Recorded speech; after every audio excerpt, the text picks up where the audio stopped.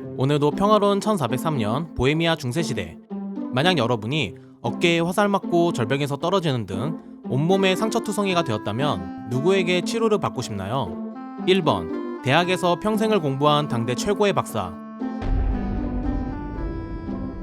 2번 외과 치료 경험이 풍부한 마을의 이발사. 3번 대대로 내려온 약초 지식을 가진 여성 약초사. 4번 사람의 뼈와 신체 절단에 대해 누구보다 잘 아는 사형 집행인.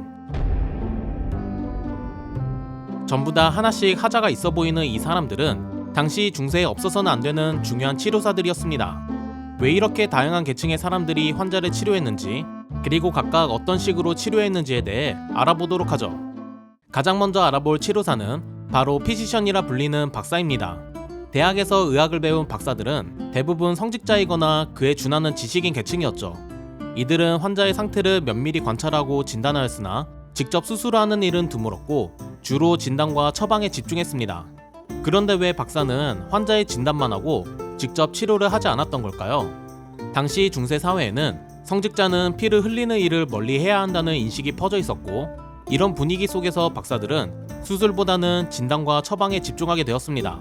만약 박사가 직접 수술을 하게 될 경우 그 인물은 성직 부적격 판단을 받고 미사 집전 제한, 그리고 주교 승진 불가 등 사실상 교회에서의 출세길이 막히게 되었죠.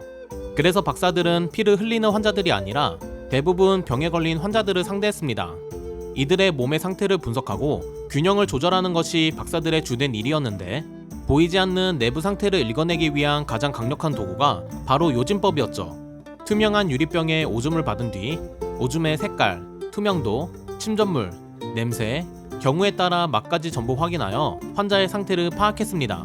진단의 객관성을 높이기 위해 유린 휠이라는 도표를 사용했는데, 원형 도표의 가장자리에 20가지 소변 색깔이 그려져 있고 각 색깔마다 연결되어 있는 질병과 사체액설에 근거한 원인이 적혀 있었죠.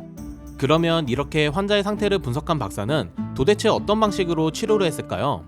앞서 얘기했듯 박사의 치료는 몸의 균형을 되돌리는 데 집중했습니다. 그리고 균형을 맞추기 위해 많이 사용된 것은 바로 식이요법이었죠. Not in the slightest. But the treatment turned out to be quite simple. A diet. 중세의학에 따르면 모든 음식은 뜨거움, 차가움, 습함, 건조함이라는 4가지 성질 중 2가지를 갖고 있다고 믿었는데요. 소고기나 돼지고기 같은 육류는 따뜻함과 건조, 생선은 차갑고 습함, 밀은 따뜻함과 습함, 보리는 차갑고 건조. 이런 식으로 눈에 보이는 특징대로 음식의 성질을 분류했습니다. 재밌는 점은 음식의 성질은 고정된 것이 아니라 어떻게 조리하느냐에 따라 달라졌다는 점이죠. 같은 고기라도 구우면 건조한 성질이 강해졌고 삶으면 습한 성질이 강해졌으며, 같은 빵이라도 갓 구운 빵은 더 습하고 오래된 빵은 더 건조하다고 봤습니다. 어느 정도 학식이 있는 중세인들은 이런 성질의 균형을 생각해서 음식의 조합이 좋은지 아닌지 판단했죠. According to Garland, it's not right to give the sick and elderly cold wine. They themselves are cold, so it's better to balance it out with a warm wine. 열병에 걸려 몸에 열이 많은 환자에겐 차갑거나 습한 성질의 음식을 통해 과도한 열을 가라앉히려 했고, 몸이 차갑고 떨고 있는 환자에겐 따뜻한 성질의 음식을 중심으로 상태에 맞게 성질을 조절해 처방했습니다. 그러나 어깨에 화살이 꽂힌 당신에겐 이런 식이요법은 아무 의미 없으며 박사는 당신의 상처를 직접 치료해주지 않는데요. 이때 등장하는 인물이 바로 이발사 외과이죠. 교회가 성직자의 수술을 금지하자 박사들은 더 이상 직접 환자의 몸을 절개할 수 없게 되었습니다. 그러나 이들을 치료할 사람이 필요했던 박사들은 날카로운 면도칼로 면도를 하면서 칼을 다루는 데 익숙했던 이발사들에게 이 역할을 맡기게 되었죠. 대학에서 라틴어로 이론을 배웠던 박사와 달리 이발사 외과인은 스승 밑에서 직접 보고 배우는 도제식 교육으로 경험을 쌓으면서 환자들의 상처를 치료했습니다. 화살 뽑기, 상처 봉합, 사열, 종기 절개 등 피가 날 수밖에 없는 거의 모든 치료들을 했죠. 이들의 존재는 전쟁터에서 가장 빛을 발했는데요. 매일같이 피가 난무하는 전장의 후방에서 군인들의 부상을 치료하는 군의관은 군대에 가장 필요한 존재였죠. 하지만 이발사 외과의도 몸속의 병을 치료할 수는 없었습니다. 그리고 박사들은 너무나 높은 계급의 사람들이라 농민들에겐 볼 기회조차 많지 않았죠. Albec is treating a common maid. Well, that's just the kind of man he is. 그래서 사람들은 또 다른 치료사를 찾게 되는데요. 바로 약초사였죠. 이들은 세대를 거쳐 내려온 경험을 토대로 약초에 대한 지식을 쌓아 올렸습니다.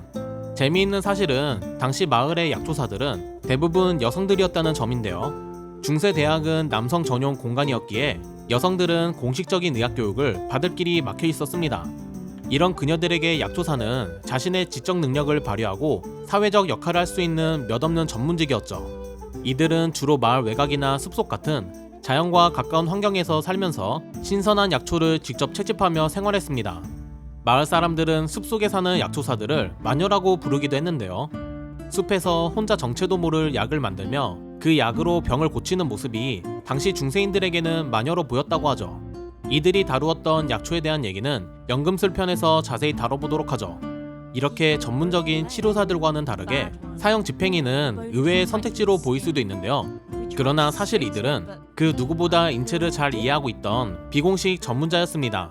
형벌을 집행하면서 어디를 어떻게 자르면 사람이 어떻게 되는지 잘 알고 있었을 뿐만 아니라 시체를 만질 수 있는 사람이 거의 없었던 중세시대에 시신을 직접 처리하면서 해부까지 할 수 있는 몇 없는 직업이었죠.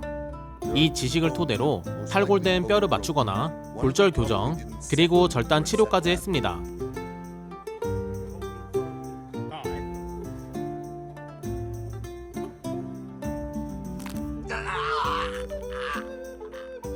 이상으로 이번 영상을 마치도록 하고 다음 영상에선 납을 금으로 바꾸려고 했던 연금술로 어떻게 약을 만들었는지 알아보도록 하죠.